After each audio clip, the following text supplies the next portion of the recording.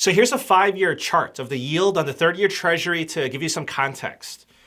So just take a look at the charts. I mean, it's not looking good. The interest rate is just going up. Okay, so what is driving this?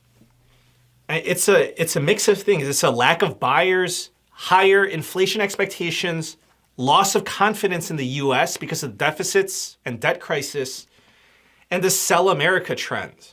So it's multiple things, and that's the trend. And here's the one-day charts on Wednesday. So notice how the interest rate spiked up when news of the auction, how it went so poorly, was released. And here's the 10-year yield. So this is on Wednesday. It's a one-day chart. Same thing. The yield spiked up upon word of the bad auction.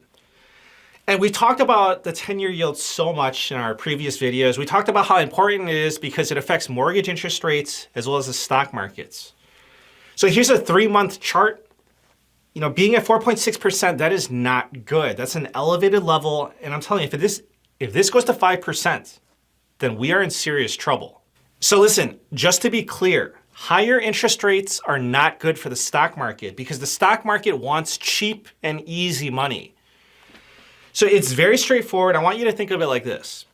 So if bonds are paying, this is just an example, a very straightforward example. If bonds are paying 0% interest, then you're not going to be incentivized to invest in bonds because they're going to be paying you nothing.